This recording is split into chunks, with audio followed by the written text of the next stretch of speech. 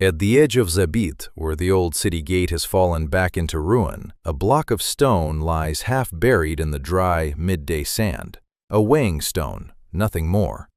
Centuries ago it sat at the customs post, and every sack of grain and bale of cloth that passed through the gate was measured against it before it could enter the market. Now the sand has taken most of it, and nothing is measured here at all. Zabid was not a village. For a long stretch of the Middle Ages, it was one of the great cities of Yemen, a center of learning whose scholars were known across the Muslim world, and a stop on the roads that carried pilgrims and traders toward the coast and the sea beyond. Remember one rule about the pilgrimage: it is owed once in a lifetime, and only by those with the health and the money to go. It will matter later. A city like this one lived partly on that traffic, on the people and goods passing through on the way to something larger. And then, slowly, the maps stopped drawing it. This is not a ghost story, and there is no secret here to unlock. The plain question is this: how does a real, thriving city end up half buried in its own sand, remembered by fewer people each year? The stone at the gate is where the account begins, because whatever happened, it happened to a place that was once counted, weighed, and written down. Before dawn on a market day, the gate is already awake, and every load through it will be taxed before it ever reaches a buyer. Camels stand in the cool half-light while men unload them by feel, sacks of salt first, dense and heavy, then bolts of cloth wrapped against the dust. At the gate sits the weighing stone, and this is the hour it earns its keep. A merchant sets a sack on the balance, the stone anchors the other side, and the customs officer reads the difference. A price is agreed, a tax is taken, and the load passes into the market beyond. That is the whole machine. The stone is only its smallest visible part. Zabid rose at a knot in the roads, where sea trade coming up from the Red Sea met the caravan trade moving inland. So the stone is not a relic of faith or of kings, it is the receipt of a location. Pilgrims and scholars would lean on that traffic later, but the roads were built for salt and cloth first. But somewhere down the coast, a rival gate was about to start reading the same kind of stone. The plainest reason a city like Zabid falls out of the maps is that the water moves. Most historians of Yemen's coastal lowlands agree that a settlement here lived and died by the seasonal wadi, which filled with the rains, and then, through drought and shifting channels, stopped arriving where the fields and the port waited for it. Is that a curse? No, it is hydrology, documented in the land itself. Walk past the fallen gate in a bad season, and you can read it in the ground. The wadi bed cracked pale, mud dried into a lattice of plates, no wet line where the channel used to run. A river that shifts its mouth thins the upstream harvest and silts the harbor it once flushed clean, so both ends of the trade machines starve at once. The stone at the gate is the witness now, an empty balance in the sun, waiting on a trade the land itself had quietly stopped delivering. There is another place the stone leaves a mark, and it is not in Zabid at all. It is a line in a rival's ledger. In the tax archive of a sultanate down the coast, in a scribe's room lit by a single oil lamp, one page from the 17th century records a duty collected on goods weighed at a gate, and it names the same kind of stone, the same customs cut that Zabid once lived on. A clerk far away, keeping his own accounts, wrote Zabid's trade into his books. Read that line for what it is: the pilgrim who could afford the road spent along it, and now his coin lands in a rival's book, not Zabid's. Roots do not vanish when a city fails, they bend. The salt and the cloth still move. The customs officer still reads the balance, only now the payoff falls into a rival's treasury, and the coast keeps one more record of where the money went. The headlines make the pilgrimage sound like pure devotion. On the ground, it was a paid journey, and it moved with the salt. Because the duty of the journey falls only on those who can afford it and physically manage it, the pilgrim never traveled light or fast. He traveled the same roads as the salt, spent along the way, and paid at the same gates. So when the caravans bent toward the rival's stone, the pilgrims bent with them.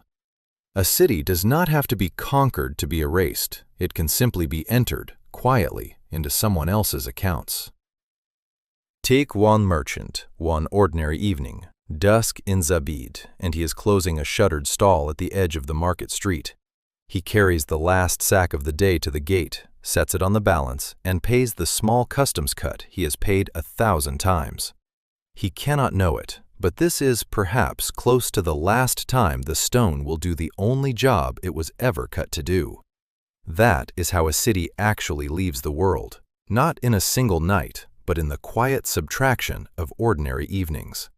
No siege, no fire, just a stall that opens one fewer morning each season, a balance that weighs one fewer load each month. And that is why the loss is so hard to date. A war leaves a year, a routine that simply thins away leaves none. So the investigation cannot stay in Zabid at all. It has to go looking for the city in the one place a fading routine still leaves a trace, someone else's books. A lost city gets recovered in ordinary steps, not one grand discovery. It begins with a contradiction. The rival ledger names a customs cut that should have left a matching stone at Zabid's gate, one the archives insist was catalogued a lifetime ago. So the survey team goes looking. 3 people, 1 afternoon, no fanfare. The museum register lists it. The shelf the register points to is empty. The stone had been crated during a renovation decades earlier and never re-entered the record, there the whole time, and lost anyway. A city can fall out of the world twice, once when its trade thins away, once when the proof of it slides into an unlabeled crate. Then the recovery becomes something you can see. The crate turns up in a back room during a stocktake, and the stone finally comes out of it. In a field tent in Zabid today, someone sets the fragment beside 17th century notes and matches the customs marks on its worn face to the duty in the rival's book. The records line up. The decline stops being a guess and starts being a date. The same coasts still carry the pilgrimage, and a city's worth of people now walk them in a day, more than Zabid weighed in a year. Zabid was once a knot on roads that busy, and the crate in the tent is how we finally know when it stopped. So here's the question the crate in the tent cannot settle. The rival's ledger tells us when the trade thinned, not why. On the why, the coastal chronicles and their modern historians still argue. Set the 2 leading explanations side by side on a desk in a small Yemeni museum. The first says the water failed, the wadi shifted, the fields dried, and a city that cannot feed itself cannot hold a market. The second says the money moved, rival gates undercut the customs cut, and the trade left before the water did. Put them side by side, a dish of cracked clay, a ledger page under glass. Both are real. What no document tells us is which one led and which one merely finished what the other had started. That is the part most explainers skip. Records like these were never kept to answer our question. A merchant weighing his last sack was not writing down why his century had turned against him. So the fair verdict is a boundary, not a secret. We know the city was counted, weighed, and written out of everyone else's ledger. Whether drought or trade struck first, that stone at the gate is still the receipt, the one honest thing left that says a real, thriving city stood here and then did not. Follow the stone one last time, from the gate to where it rests now. After the match in the tent, the stone went where such things go, a small regional museum in Yemen, set down and never written up. It sits in an uncatalogued drawer there now, soft daylight falling from a high window onto a slab that once weighed the salt and cloth of a whole city. No sign names it, no case displays it, just a drawer and the light from a high window. The receipt for a whole world of trade lies in a storage room, waiting for a label no one has written yet. And the roads it stood on never emptied. They still carry people. The pilgrims still take those trading roads. Only now a family's turn is set years ahead by lottery or list, since each country is given a quota. The salt no longer moves down these coasts, but the pilgrims do.